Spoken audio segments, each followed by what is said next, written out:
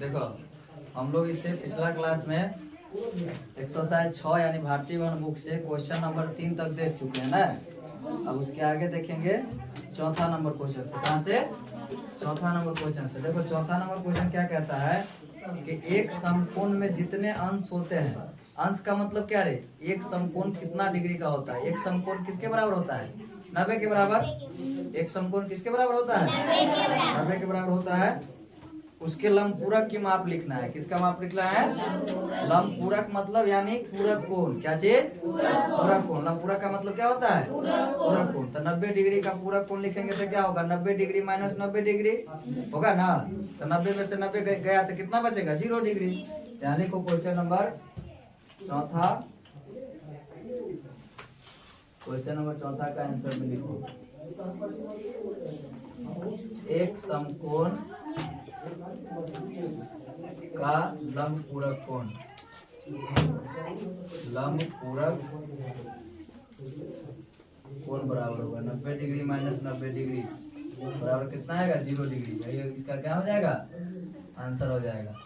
Question number 5वां लिखना। क्या मां?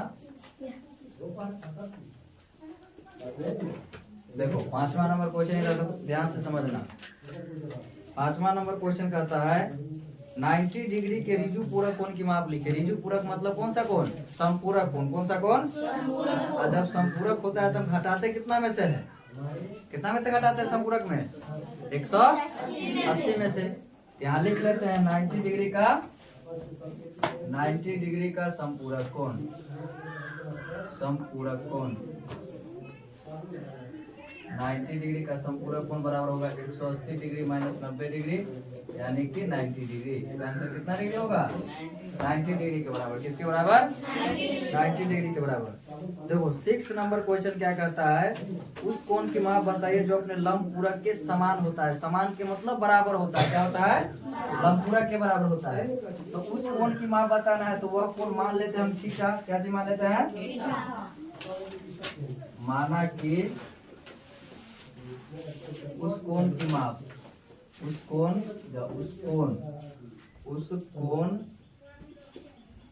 की माप बराबर मान लेते हैं। क्या चीज? थीटा। और थीटा का लंबपूरक लिखेंगे तो कितना होगा? थीटा का लंबपूरक कोण। कौन सा कोण? 90 डिग्री माइनस थीटा है ना होगा। थीटा का लंबपूरक क्या होगा? 90 डिग्री माइनस थीटा होगा। नीचे यहाँ तक दिख रहा है? यहाँ तक चलो थीटा का क्या हो गया? लंबपूरक 90 माइनस थीटा। प्रश्न से क्या कहता है? ये दोनों आपस में क्या है? बराबर है। क्या है? बराबर है। ये कोण और ये कोण आपस में क्या है?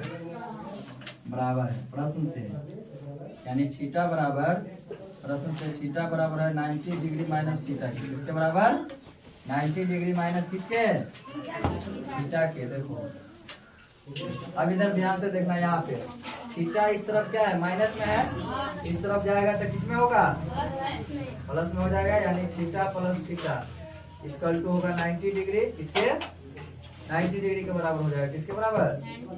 अब यहाँ देखो थीटा प्लस थीटा कितना? थीटा 2 थीटा बराबर 90 डिग्री। 2 से काट दो इसको। 2 चौका 8 और 2 पंचे 10। इसलिए थीटा का जो वैल्यू आ जाएगा 45 डिग्री के बराबर आएगा। किसके बराबर? 45 डिग्री के बराबर। चलो 7वां नंबर क्वेश्चन है। इधर ध्यान से देखना। क्वेश्चन नंबर कितना? 7 नंबर। देखो नीचे कुछ चित्र दिया हुआ है, उसको उसमें क्या बताया है? शीर्षाभिमुख कोण का क्या लिखना है? नाम लिखना है। शीर्षाभिमुख कोण तुम लोगों को हम पढ़ाए कि नहीं पढ़ाए हैं? पढ़ाए हैं। क्या पढ़ाए हैं कि वर्टिकली अपोजिट एंगल आमने सामने के कोण कहलाता है। कौन सा कोण है? आमने सामने का कोण। कौन सा कोण कहलाता है? वर्टिकली अपोजिट एंगल यानी शीर्षाभिमुख कोण। कौन सा कोण? शीर्षाभिमुख कोण। चलो वहाँ पी आर डी इसका वैल्यू दिया है क्यू, इसका नाम दिया है क्यू, इसका नाम दिया है एम के और इसका नाम दिया है, इसका नाम है एम और इसका नाम दिया है एल। अब इसमें बताना है हमरा शीर्षाभिमुख कोण का नाम लिखना है। इधर ध्यान से सुनना। देखो हम जानते हैं ये कोण बराबर इस कोण के होगा। ये भी शीर्षा कोण है, शीर्षाभिमुख कोण। ये कोण इस कोण के बराबर होगा। ये भी क्या है? शीर्षाभिमुख कोण। इसमें अब इसका नाम लिखना है। नाम कैसे लिखेंगे? हम कोण जब पढ़ाए होंगे तुम लोगों को तो बोले होंगे कि जो बीच में होता है वो क्या होता है रे? एंगल होता है। क्या होता है? एंगल। यानी पी डी अगर एल लिखे तो बीच वाला जो हुआ क्या हुआ? उस कोण का नाम हुआ ना। तो इसका अगर नाम लिखना है ई कोण का तो क्या लिख सकते हैं? इसका शीर्षाई मुकोण। इधर नहीं दिखता होगा, इधर हम क्या देते हैं ना। चलो इधर मिटाते हैं। कहाँ रख दिया जाने वाला? चलो देखना इधर, इधर इधर देखो। इसका अगर नाम लिखे तो क्या नाम हो जाएगा? पीडीएल। पीडीएल लिख सकते हैं या क्या लिख सकते हैं? एल डी डी के। किसके बराबर हो जाएगा? एम डी क्यू के। किसके? यानी पहला इसका जो हो जाएगा क्या हो जाएगा? एंगल पी डी एल बराबर किसके हो जाएगा? एंगल एम डी क्यू के। किसके? एम डी क्यू के पहला। तो सर का क्या हो जाएगा? इसका शीर्षाई मुकोण पी डी एम। क्या चीज? पी डी एम जो होगा किसके बराबर होगा? एल डी क्यू के। किसके? एल डी क्यू के। ठीक है, यही लिखना था। चलो वीडियो स्टॉप कर दो।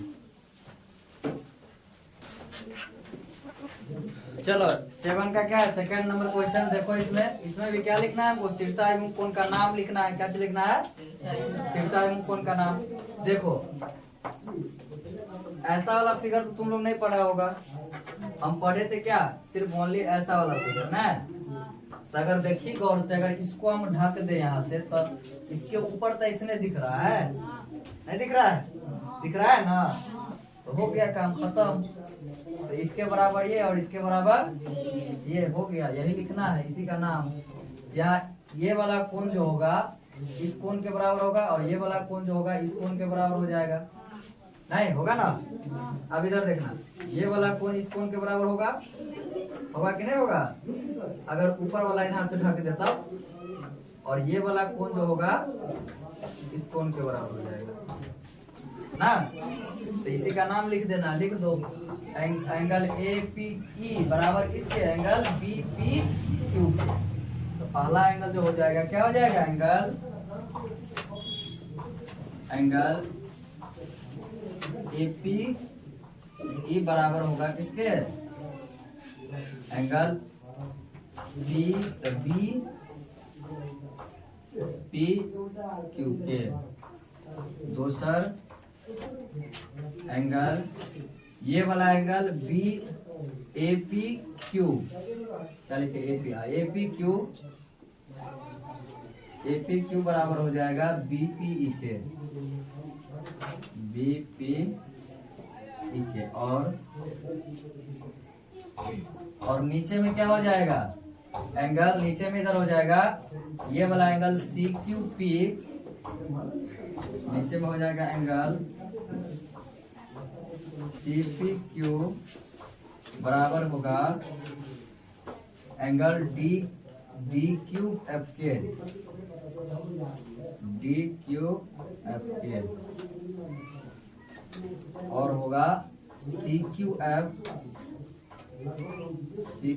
बराबर हो जाएगा एंगल डी क्यू पी के।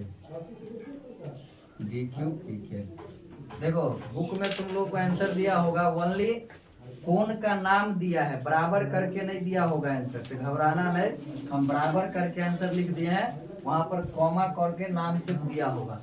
समझ गया? यानी एंगल ए पी होगा शीर्षाई मुकोण, फिर होगा एंगल ए पी क्यू होगा शीर्षाई मुकोण, फिर ए पी बी क्यू। हम बराबर करके लिख दिए ताकि ज्यादा समझ में आ जाए।